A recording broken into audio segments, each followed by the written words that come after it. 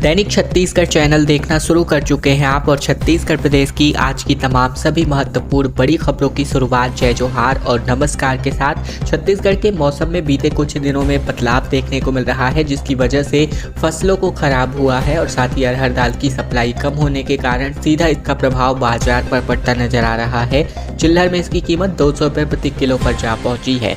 दरअसल राजधानी में एक बार फिर से अरहर दाल की सप्लाई कम होने की वजह से चिल्हर बाजार में इसकी कीमत 160 से 200 रुपये प्रति किलो पर जा पहुंची है। तकरीबन एक साल पहले भी अरहर दाल की कीमतों में 200 रुपये तक की वृद्धि हो गई थी, लेकिन बाद में आवक सामान्य होने के बाद कीमतें 100 रुपये प्रति किलो से भी कम पर जा पहुंची थी। लेकिन पिछले एक हफ्ते के दौरान बाजार में दाल की सप्लाई कम होने की वजह से कीमतें लगातार बढ़ती ही जा रही हैं।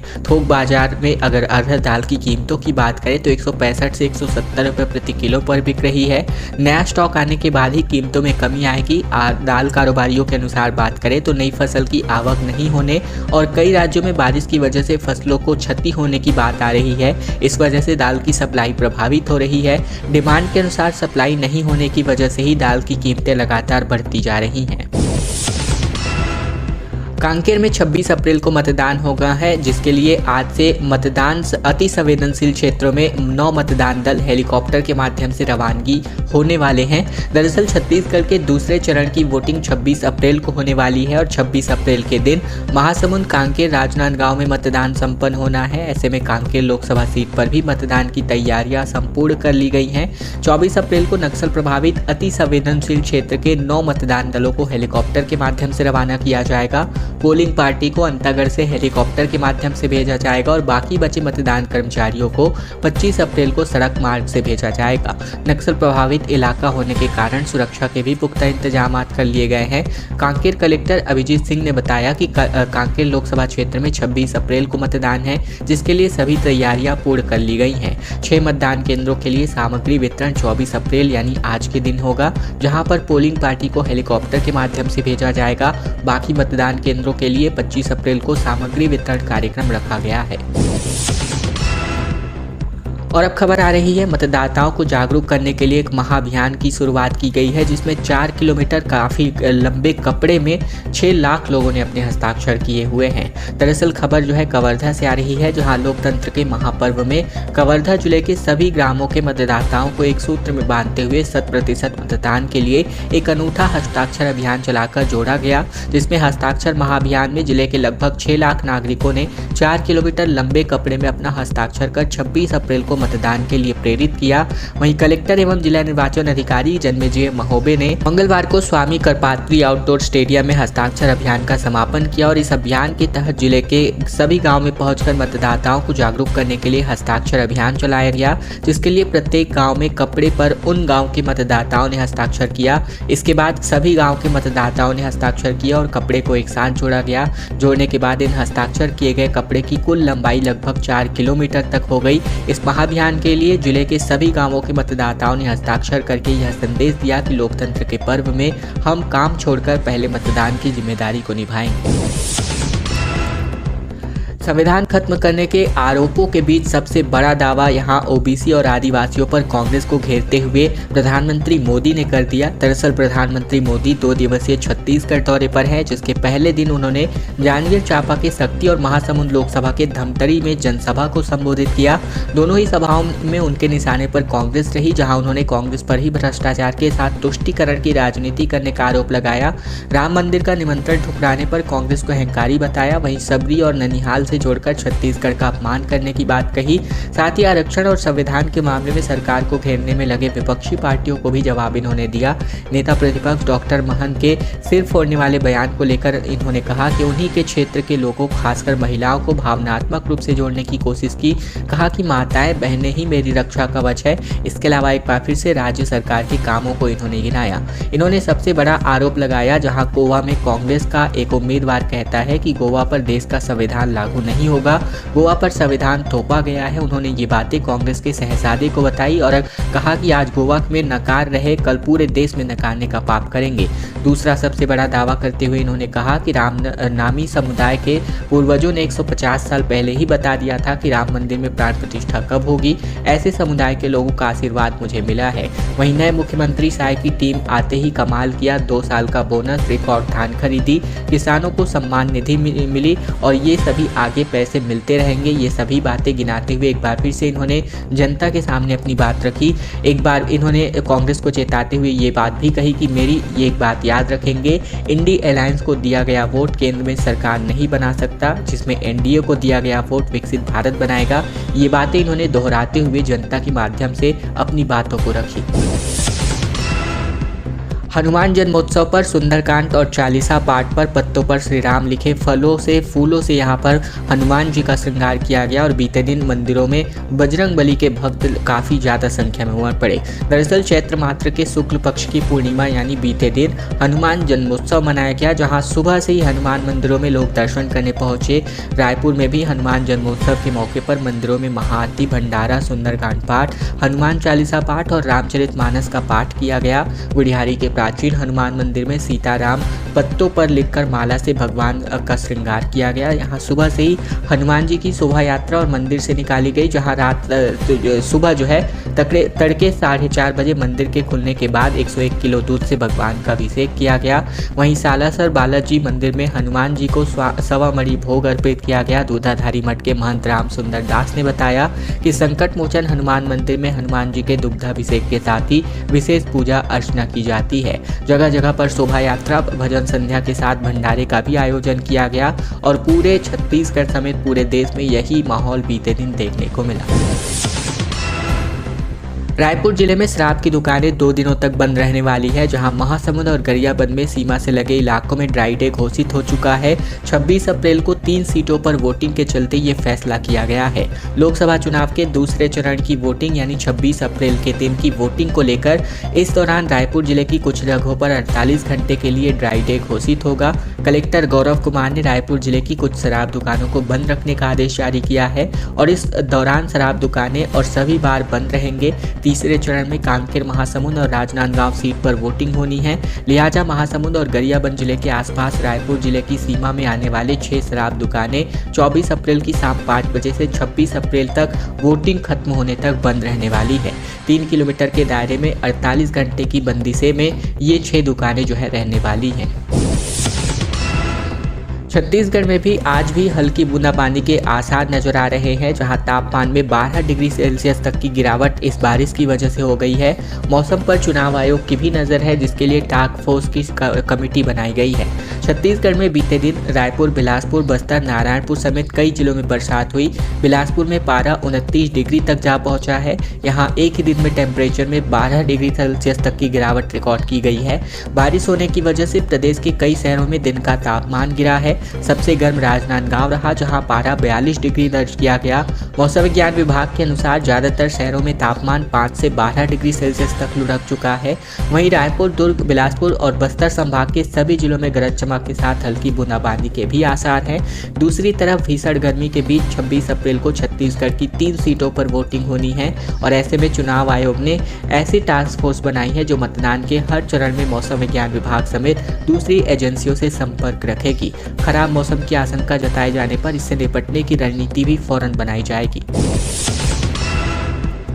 अंबिकापुर में प्रधानमंत्री मोदी की आम सभा आज आयोजित होनी है, जिसको लेकर ट्रैफिक एडवाइजरी जारी हो चुकी है। रात 3 बजे से ही भारी वाहनों को प्रतिबंधित कर दिया गया है और सुरक्षा के लिए 1600 जवानों की तैनाती की गई है। अंबिकापुर के पीजी कॉलेज मैदान में आज प्रधानमंत्री नरेंद्र मोदी अपनी आम सभा को संबोधित करेंगे और इस दौरान पूरे शहर में सुरक्षा की कड़ी व्यवस्था कर दी गई है। भारी वाहनों का शहरी सीमा में प्रवेश सुबह 3 बजे से ही बंद कर दिया जाएगा। ऐसे में बात करें, पुलिस अधिकारियों सहित कुल 1600 जवानों की ड्यूटी शहर में लगाई गई है। प्रधानमंत्री मोदी रायपुर से रायगढ़ स्थित जिंदल एयरपोर्ट पहुंचेंगे, जिसके बाद रायगढ़ एयरपोर्ट से हेलीकॉप्टर के जरिए सुबह अंबिकापुर के गांधी स्टेडियम स्थित हेलीपैड पहुंचेंगे। 10:35 पर पीजी कॉलेज ग्राउंड पहुंचेंगे और 10:45 पर आम सभा को संबोधित किया जाएगा। जाएगा। प्रधानमंत्री मोदी कार्यक्रम खत्म होने के बाद वापस रायगढ़ के लिए रवाना हो जाएंगे। प्रधानमंत्री मोदी के आम सभा में तकरीबन 1 लाख की भीड़ जुटने का अनुमान है। मोदी की सभा पर मंच में मुख्यमंत्री विष्णुदेव साय, भाजपा प्रदेश अध्यक्ष किरण सिंह देव, मंत्री रामविचार नेताम, श्याम बिहारी जायसवाल, लक्ष्मी राजवाड़े सहित संभाग के सभी विधायकगण यहां पर मौजूद रहने वाले हैं। अंबिकापुर में प्रधानमंत्री मोदी के प्रवास के दौरान एसपीजी के अधिकारियों की निगरानी में 4 लेयर की कैपिटल सुरक्षा व्यवस्था यहां पर होने वाली है। 24 अप्रैल को अंबिकापुर नगर निगम क्षेत्र में जिला मजिस्ट्रेट ने नो फ्लाइंग जोन घोषित कर दिया है, यानी इसके अंतर्गत यूएवी, ड्रोन, गुब्बारे सहित किसी प्रकार के विमान उपकरणों की उड़ान पर रोक लगा दी गई है। 28 को खड़गे जबकि 29 तारीख को राहुल गांधी का छत्तीसगढ़ दौरा प्रस्तावित है। जांजगीर चांपा में मल्लिकार्जुन खड़गे और बिलासपुर में राहुल गांधी अपनी चुनावी जनसभा संबोधित कर सकते हैं। कांग्रेस पार्टी के राष्ट्रीय अध्यक्ष मल्लिकार्जुन खड़गे और पूर्व राष्ट्रीय अध्यक्ष राहुल गांधी तीसरे चरण के चुनाव प्रचार प्रसार के लिए जल्द ही छत्तीसगढ़ का दौरा कर सकते हैं। 28 अप्रैल को खड़गे जबकि 29 अप्रैल को राहुल गांधी की चुनावी जनसभा आयोजित हो सकती है। हालांकि अभी ये दौरे प्रस्तावित है। दोनों नेताओं की टीम से हरी झंडी मिलने का इंतजार अभी फिलहाल किया जा रहा है। मल्लिकार्जुन खड़गे जांजगीर चांपा लोकसभा सीट पर चुनाव प्रचार प्रसार करने आएंगे और इस सीट से छत्तीसगढ़ के पूर्व मंत्री शिव डहरिया प्रत्याशी हैं। जातिगत समीकरणों को देखते हुए विधानसभा चुनावों में भी खड़गे ने इन्हीं क्षेत्रों में कई दौरे किए हुए थे। संभावना है कि राहुल गांधी 29 तारीख को बिलासपुर आ सकते हैं। यहां से युवा नेता और विधायक देवेंद्र यादव को कांग्रेस का पार्टी प्रत्याशी बनाया गया है। छत्तीसगढ़ में प्रधानमंत्री नरेंद्र मोदी 2 दिनों तक रहने वाले हैं। ड्रोन उड़ाने पर रोक, रायपुर में 5 रूट ब्लॉक, जानिए किन किन रास्तों का आप इस्तेमाल कर सकते हैं। दरअसल छत्तीसगढ़ में प्रधानमंत्री मोदी 2 दिवसीय दौरे पर आ चुके हैं, जहां वे शाम रायपुर पहुंच चुके हैं। राजभवन में रात्रि विश्राम के बाद आज के दिन उनका आने जाने का एयरपोर्ट से लेकर राजभवन तक सड़कों को बंद कर दिया गया है। ट्रैफिक को आधा घंटा तक के लिए रोका जाएगा। एयरपोर्ट जाने वाले यात्रियों के लिए रूट डाइवर्ट कर दिया गया है। शाम को रायपुर से अलग अलग शहरों के लिए 8 से ज़्यादा फ्लाइट रहती है। एयरपोर्ट से वीआईपी रोड, तेलीबांधा, गौरव पथ और राजभवन के आसपास की सड़कें शाम 6 बजे से 8 बजे तक आज बंद रहेंगी। एयरपोर्ट जाने आने वालों के लिए लोग एक्सप्रेसवे, माना से पुराना टर्मिनल और जोरा धर्मपुरा से और नवा रायपुरा की सड़कों का इस्तेमाल करेंगे। इस दौरान वे वीआईपी रोड से आना जाना नहीं कर पाएंगे। ये सड़क प्रधानमंत्री मोदी के लिए रिजर्व होगी। यही व्यवस्था आज के दिन भी जारी रहेगी और प्रधानमंत्री के दौरे को देखते हुए रायपुर में 1100 पुलिसकर्मियों को तैनात किया गया है। ये पुलिसकर्मी एयरपोर्ट, वीआईपी रोड से लेकर राजभवन तक चप्पे चप्पे पर तैनात रहेंगे। प्रधानमंत्री के दौरे को देखते हुए वीआईपी रोड से लेकर राजभवन क्षेत्र में किसी भी तरह के ड्रोन के उड़ाने पर पूरी तरह पे रोक लगा दी गई है। बस्तर के प्रसिद्ध वैद्यराज हेमचंद मांझी को पद्मश्री पुरस्कार से सम्मानित किया गया। राष्ट्रपति द्रौपदी मुर्मू ने इनको सम्मानित किया। मुख्यमंत्री विष्णुदेव साय ने अपनी शुभकामनाएं दी। नारायणपुर जिले के छोटे डोंगर के जाने माने वैद्यराज हेमचंद मांझी को राष्ट्रपति द्रौपदी मुर्मू के हाथों पद्मश्री पुरस्कार से सम्मानित होने पर मुख्यमंत्री विष्णुदेव साय ने अपनी शुभकामनाएं दी। समारोह में प्रधानमंत्री मोदी भी मौजूद रहे, जहाँ उन्होंने हाथ जोड़कर वैद्यराज हेमचंद मांझी का अभिवादन स्वीकार किया। अपने संदेश में सीएम विष्णुदेव साय ने कहा कि 5 दशक से भी ज्यादा का समय से बस्तर सहित पूरे छत्तीसगढ़ के ग्रामीणों को प्राकृतिक और किफायती स्वास्थ्य सेवा दे रहे हैं। अबूझमाड़ के प्रख्यात वैद्यराज हेमचंद मांझी जी को राष्ट्रपति द्रौपदी मुर्मू के हाथों पद्मश्री पुरस्कार से सम्मानित होने पर मेरी हार्दिक बधाई एवं शुभकामनाएं। मई के प्रथम सप्ताह में इस तारीख को छत्तीसगढ़ बोर्ड की 10वीं और 12वीं परीक्षा का रिजल्ट जो है जारी हो सकता है। छत्तीसगढ़ माध्यमिक शिक्षा मंडल यानी सीजी बोर्ड के 10वीं और 12वीं के परीक्षा परिणाम मई के प्रथम सप्ताह में जारी होंगे। माध्यमिक शिक्षा मंडल परीक्षा परिणाम को लेकर अपनी तैयारियां पूर्ण कर चुका है। वर्तमान में रिजल्ट प्रोसेस पर चल रहा है। 10वीं और 12वीं के रिजल्ट 7 मई तक जारी हो सकते। वहीं इसी के साथ ही कॉपियों का मूल्यांकन जो है 16 अप्रैल तक पूर्ण कर लिया गया है। वही रिजल्ट ऑनलाइन माध्यम से बोर्ड अध्यक्ष की ओर से प्रेस कॉन्फ्रेंस में घोषित कर दिया जाएगा। इसके बाद लिंक ऑफिशियल वेबसाइट cgbse.nic.in और result.cg.nic.in पर डाल दिया जाएगा, जहां छात्र अपने रोल नंबर के माध्यम से अपना रिजल्ट चेक कर सकते हैं। छत्तीसगढ़ के सरकारी अस्पतालों में पैथोलॉजी टेस्ट पूरी तरह ठप हो चुका है। मौसमी बीमारियां बढ़ गई हैं, जांच का सिस्टम पूरी तरह फेल हो चुका है, दवाओं और किट की सप्लाई भी नहीं हो पा रही है। मंत्री ने कहा कि इसके लिए जरूरी बंदोबस्त करने का निर्देश जारी किया जाए। छत्तीसगढ़ में रायपुर समेत आसपास के बड़े जिलों में मरीज परेशान है। इसकी वजह से पैथोलॉजी जाँच का ना हो पाना है। मरीज जो है सरकारी अस्पतालों, सामुदायिक स्वास्थ्य केंद्रों, प्राथमिक स्वास्थ्य केंद्रों में पैथोलॉजी जाँच का सिस्टम पूरी तरह ठप हो चुका है। स्वास्थ्य केंद्रों पर कहीं जांच नहीं हो रही है तो कहीं 15 दिनों से ज़्यादा की वेटिंग है। हेल्थ सेंटर्स की पड़ताल में ये पता चलता है कि प्रदेश में 24 से ज़्यादा जिला अस्पतालों में 1 दर्जन से ज़्यादा सिविल अस्पताल, 70 से ज़्यादा सामुदायिक स्वास्थ्य केंद्रों में पैथोलॉजी टेस्ट ही नहीं हो पा रहे हैं। जानकारों के मुताबिक लगातार बदलते मौसम में प्रदेश में मौसमी बीमारियों का खतरा बढ़ रहा है। इसको लेकर स्वास्थ्य विभाग के स्वास्थ्य मंत्री का कहना है कि मौसमी बीमारियों के मद्देनजर जरूरी जाँच और इलाज के सभी जरूरी बंदोबस्त करने का निर्देश विभाग की ओर से पहले ही दिया जा चुका है। हाई कोर्ट ने भी अपना मामला जो है संज्ञान में लिया था, फिर भी कुछ नहीं हो पाया। दरअसल पिछले हफ्ते बिलासपुर हाई कोर्ट ने भी इस मामले में संज्ञान लिया गया है। जिला सिविल अस्पतालों की ओर से सरकारी दवा क्रेता और सप्लाई कंपनी CGMSE और संचालक स्वास्थ्य सेवाओं को बीते 3 माह में पहले ही मौसमी बीमारियों के मद्देनजर डिमांड पत्र लिखा गया था, लेकिन अभी तक इसकी सप्लाई नहीं हुई है। प्रधानमंत्री के राजभवन में रात्रि विश्राम पर रोक लगाए जाने को लेकर कांग्रेस ने निर्वाचन आयोग से इसकी शिकायत की है और कहा कि ये आचार संहिता का उल्लंघन है।